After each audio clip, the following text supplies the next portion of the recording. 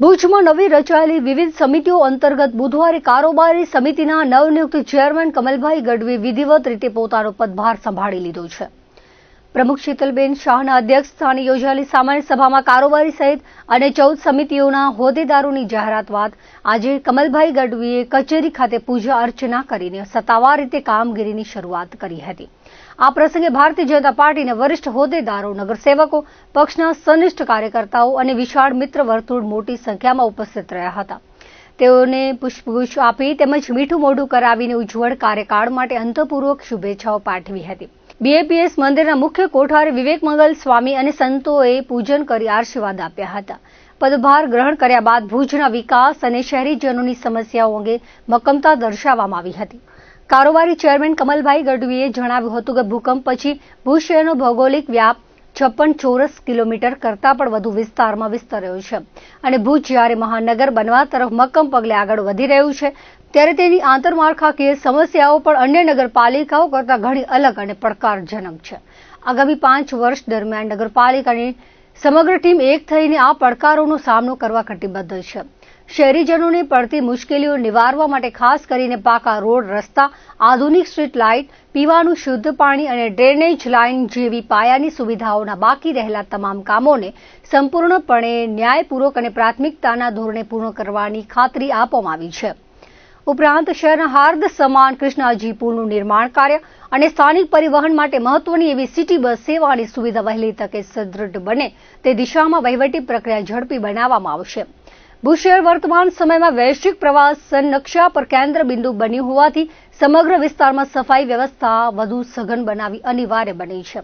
આ માટે વિસ્તારના સાંસદ વિનોદભાઈ ચાવડા, ધારાસભ્ય કેશુભાઈ પટેલ અને જિલ્લા પ્રમુખ દેવજીભાઈ સાથે આગામી દિવસોમાં સમીક્ષા બેઠક યોજીને ભુજને સુંદર, સ્વચ્છ અને રમણીય બનાવવા માટેનું એક ચોક્કસ માળખું અને આયોજન અમલમાં મૂકવામાં આવશે તેવી નેમ તેમણે વ્યક્ત કરી હતી. આ પ્રસંગે નગરપાલિકા પ્રમુખ શીતલભાઈ શાહ, ઉપપ્રમુખ બિંદિયાબેન ઠક્કર, દંડક રૂપલબેન ચાવડા, જિલ્લા ભાજપ મહામંત્રી ભીમજીભાઈ જોધાણી વગેરે ઉપસ્થિત રહ્યા હતા. ખાસ કરીને આજ તો મારા સન્માનીય પ્રમુખ શીતલભાઈ શાહના અધ્યક્ષસ્થાને ભુજ નગરપાલિકાની સામાન્ય સભામાં કારોબારી સમિતિ સહિત અન્ય સૌ સમિતિના ચેરમેન અને સભ્યોની વરણી થઈ છે. તો મારી સાથે સૌ નિમણૂક થયેલા કારોબારી સભ્યોને પણ ખૂબ ખૂબ અભિનંદન. દરેક સમિતિના ચેરમેનોને પણ મારી સમગ્ર ટીમ વતી ખૂબ ખૂબ અભિનંદન, શુભેચ્છા. અને એ રીતે વાત કરી ભુજની તો ભૂકંપ પહેલાં એક નાનકડું ભુજ હતું. આજે 56 કિલોમીટરથી પણ વધારે એરિયામાં ચોરસ રીતે જ્યારે ભુજ મહાનગર બનવા તરફ પ્રયાણ કરી રહ્યું છે તો બીજી નગરપાલિકાની વાત કરીએ તો એની સરખામણીમાં ભુજની સમસ્યાઓ પણ અલગ રીતે આપણે જોવી જોઈએ અને એનું સમાધાન પણ અને એને લગતા દરેક પ્રયત્નો આવનારી 5 વર્ષમાં અમારી સમગ્ર બોડી સૌ અમારી ટીમ વર્ક તરીકે કામ કરી અને કટિબદ્ધ છીએ. અમે આવનારા દિવસોમાં ખાસ કરીને રોડ લાઇટ, પાણી, ડ્રેનેજ, રોડ રસ્તા સહિતના જે કંઈ પણ વિકાસ કાર્યો કરવાના બાકી રહ્યા છે એને સંપૂર્ણ ન્યાયપૂર્વક કરવાની ખાતરી આપશું.